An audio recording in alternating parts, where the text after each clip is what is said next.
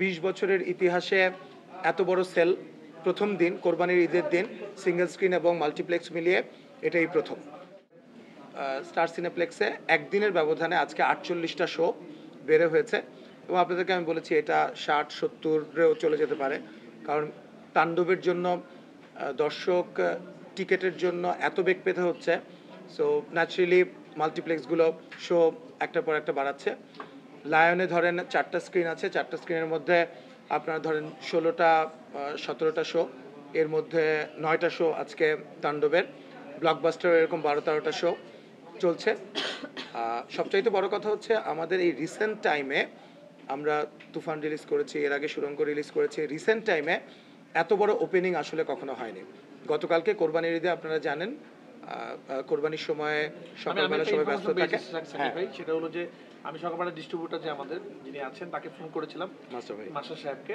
উনি আমাকে ইনফরমেশন দিল যে কালকে এবং আজকে সকালবেলা যে সেল হয়েছে, এক্স্যাক্টলি বাংলাদেশে কোনো সিনেমা এই সেল কোনোদিনও হয়নি। তো এটা আপনি গত কয়েক বছরে, হ্যাঁ আমার কাছেও সকালবেলা এসছে যখন রিপোর্টগুলো আসলো, আপনার সব সিঙ্গেল স্ক্রিন মিলিয়ে 133টা হলে যে আছে, আপনি সব মিলিয়ে যদি বলেন এটা গত 20 বছরের ইতিহাসে এত বড় সেল প্রথম দিন, কোরবানির ঈদের দিন, সিঙ্গেল স্ক্রিন এবং মাল্টিপ্লেক্স মিলিয়ে এটাই প্রথম। সো এটা তো আমরা খুবই খুশি। রানবি খুশি তো? হ্যাঁ। সো আচ্ছা, এই কত টাকা আয় হয়েছে এটা, এই প্রশ্নের উত্তর আমরা এর আগেও এই প্রশ্ন আমরা পেয়েছি আপনাদের কাছ থেকে। উত্তরটা একই উত্তর, যে আমরা ইনস্ট্যান্টলি এটা বলতে পারি না, যেহেতু বাংলাদেশে ই টিকেটিং সিস্টেম নাই। এটা ইট টেক্স লিটল টাইম আমাদের এই রিপোর্টগুলো আসতে, তারপরে এগুলোকে অ্যাকুমুলেট করে তারপর আমরা আসলে রিপোর্টটা বলতে পারি। সো এবার দেখবেন যে আমাদের মাল্টিপ্লেক্সগুলোর সঙ্গে একটা আলোচনার মাধ্যমে আমরা একটা ন্যায্যতার জায়গায় এসেছি এবং আমার মনে হয় যে অনেক প্রডিউসারই ইন্টারেস্টেড হবে সিনেমা বানাতে। সেই একইভাবে সিঙ্গেল স্ক্রিনগুলোর যে প্রদর্শকরা আছেন তাদেরকেও ধন্যবাদ, মাল্টিপ্লেক্সের প্রদর্শক যারা আছেন তাদেরকেও ধন্যবাদ। তারা আমাদেরকে এক্সট্রিমলি কোঅপারেট করেছে এবার, যে কারণেই কিন্তু আমার কাছে মনে হচ্ছে যে অনেক দিন পরে প্রডিউসার্স এবং এক্সিবিটরদের একটা জায়গায়, একটা পয়েন্টে আমরা এসে আজকে সিনেমা রিলিজ করতে পেরেছি, যেটা সুফল কিন্তু শুধু যে প্রডিউসাররা পাবে তা না, সেটা প্রদর্শকরাও পাবে। কারণ একই সঙ্গে যখন এটা দুই পক্ষই লাভবান হয় তখনই তো আসলে একটা বিজনেস মডেল তৈরি হয় এবং নতুন নতুন সিনেমা আসার পরিবেশটা তৈরি হয়। আর রাফি যেটা বলল সিঙ্গেল স্ক্রিনগুলা, তখন অনেক ক্যামেরা ছিল না, আমি আরেকবার একটু মেনশন করতে চাই।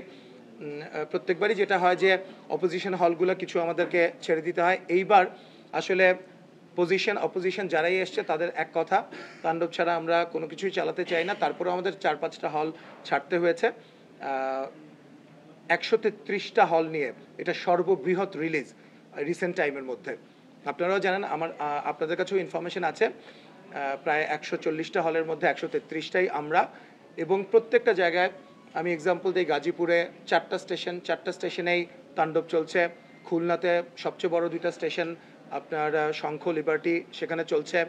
আপনার বগুড়াতে বগুড়ার মধুবনে যদি চলে তাহলে কিন্তু সোনিয়াতে চলে না, এখন তাণ্ডব মধুবনে চলছে, সোনিয়াতে চলছে। আপনি এবং অন্যান্য জায়গায় যেখানে অপোজিশন নেই সেগুলোতে তো অফকোর্স কোনো একটাও বাদ নেই। এবং সেনা সাভার সবচাইতে বড় সাভারের, আপনারা জানেন, সেখানে যদি সিনেমা চলে তাহলে কিন্তু সাভারের চন্দ্রিমাতে চলে না, চন্দ্রিমাতেও চলছে।